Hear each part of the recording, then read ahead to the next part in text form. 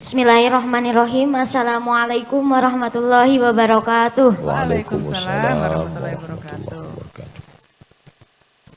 Pertanyaannya, saya pernah mendengar jikalau ada seorang yang meninggal dan yang nuntun, ada keluarganya yang menuntun la ilaha illallah, tapi yang meninggal la ilaha langsung meninggal tidak illallah,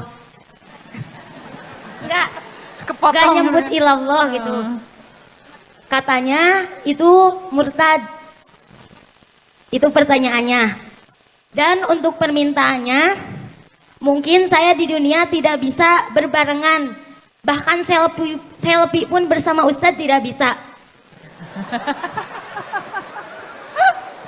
Saya meminta, jikalau nanti di akhirat Ustadz tidak melihat saya, mohon akui saya sebagai murid Ustadz. Amin. Syukron. Wassalamualaikum warahmatullahi wabarakatuh. Waalaikumsalam. Namanya siapa? Nita, dari Tasik. Oke, Nita dari Tasik. La ilaha. Iya. Mati. Tidak ada Tuhan. Iya. Mati. Yang dipakai itu, yang di zahirnya itu, yang tidak sampai, atau yang di hatinya yang sampai. Dalam fikih tentang niat sholat, andai berbeda antara yang di mulut dengan yang di hati, yang berlaku yang di mulut atau di hati? Hati. Bagi yang NU, yang melafalkan niat, usolli fardhu zuhri, tapi dalam hatinya asar. Dan sholatnya memang sholat asar, maka yang sah itu yang hati. Innal kalama la fil fuadi. Allah menciptakan kalam yang asli itu letaknya di fuadi. Fuadi artinya hati.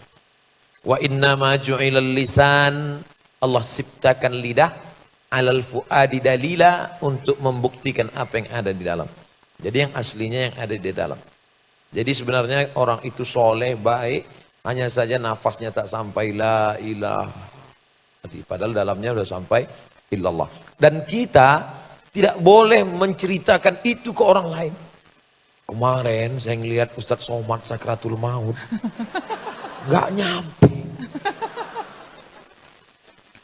Hadis menyebut, uzkuru mahasina mautakum. Orang yang sudah meninggal sebut yang baik-baiknya saja. Dan kita disuruh, ya ayyuhalladzina amanu jtanibu katsiran minadh-dhann, jangan su'udzon. Dalam kitab Daqaiqul Akhbar diceritakan tentang seorang ulama sakratul maut.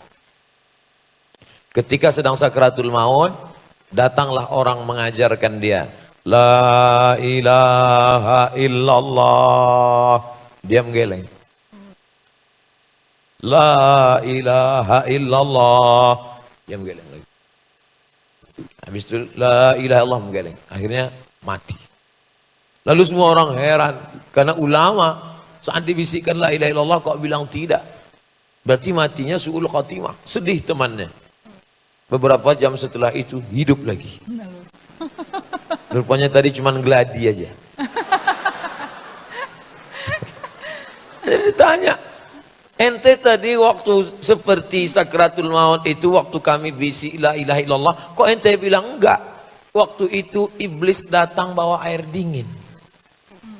Orang yang mau mati itu haus, kerongkongan.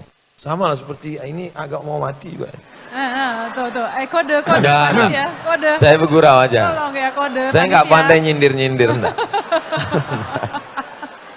Oke, kita kembali ke kaji. Orang yang mau mati itu, orang yang mati itu bawaannya haus. Datang iblis bawa air. Lalu iblis nyatakan, kalau engkau akui aku sebagai Tuhan, aku beri engkau minum. Dia bilang enggak. Aku kasih minum. Dia bilang enggak. Aku kasih minum. Dia enggak. Akhirnya mati.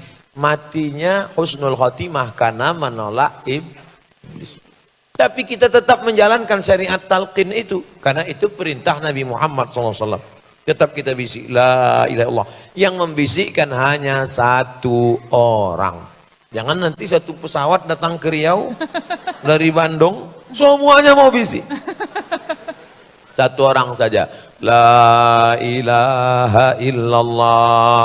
Kalau sudah kelihatan lidahnya, suara udah nggak keluar lagi, nampak lidahnya, diam, jangan ganggu. Tapi kalau dia udah ngacau, dolar berapa sekarang? Baru kita ulang lagi. La ilaha illallah. Hebatnya ajaran Islam, diajarkan kalimat yang paling ringan pada saat yang paling berat. Pada saat paling berat, sakratul maut. Kalimat yang paling ringan, la ilaha illallah. Karena tidak perlu menggerakkan bibir. Menyebut nama saya, bibir harus bergerak. Abdul Somad. Tapi untuk la ilaha illallah, bibir tak bergerak. La ilaha illallah. Cukup. Maka kalau terjadi seperti itu atau kalimat lain, kita tetap husnuzon, tapi yang membisikkan talqin tetap. Wallahu a'lam. Oke, gitu ya. Kayak masih ada lagi pertanyaan yang tadi. Kalau yang keduanya tadi harapan katanya kalau di surga supaya tetap ketemu dengan Ustadz sebagai muridnya gitu. Bisa ya Ustadz kayak gitu ya? Nanti tolong diingat wajahnya Nita tadi Ustadz. Nanti kalau jamaah semuanya sudah dipersilakan Allah masuk ke dalam surga dan di sana tidak melihat saya, maka carilah di ruang VIP. Cari ya. Pede sekali Ustadz Somad. Inilah Ustadz yang paling sombong dan angkuh. Kita mesti yakin bahwa agama yang paling benar innad dina indallahil Islam. Kita mesti yakin satu-satunya jalan. Wa may yabtaghi ghairal islami dina. Siapa yang mencari jalan selain daripada jalan yang dibawa Muhammad SAW, falan yuqbala minhu, dia tidak akan diterima. Dalam hal ini bukan sombong, tapi keyakinan yang paling kuat. Idza sa'altumullaha, kalau kamu memohon kepada Allah, fas'aluhul firdaus, mintalah surga yang paling tinggi. Minta itu yang paling tinggi, surga Jannatul Firdaus. Nah, maka ada syafaat Nabi Muhammad, mudah-mudahan kita dapat. Ada syafaat Quran.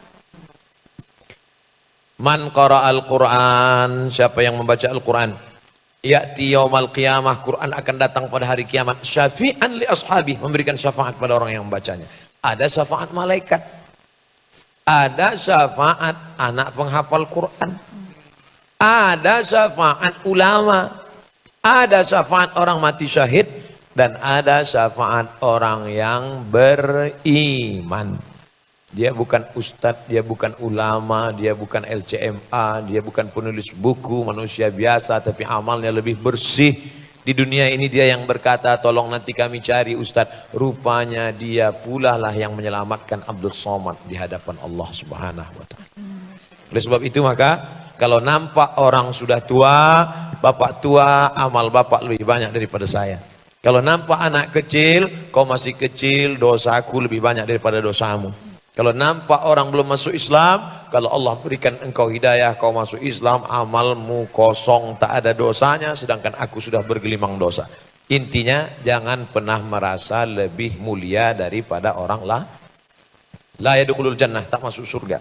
Man kana fi qalbihi, siapa yang dalam hatinya, mithqala habbatin min khardalin min kibrin, ada sombong sebesar biji sawi. Masalah belajar agama, saya lebih lama. 4 tahun di Mesir. 2 tahun di Maroko, di Sudan terdaftar 2 tahun. Tapi masalah ketulusan hati, kekuatan hijrah, Kang Adrian tentu lebih utama karena godaan dia artis-artis cantik jelita. Ini aja di depan saya banyak banget yang cantik sekilas-sekilas. Saya nggak kelihatan karena lampu silau. Paling bisa aja, paling tadi di belakang bilang, luar biasa jamaah yang hadir ini ya, gitu. Maksudnya banyaknya, jangan seuzon dulu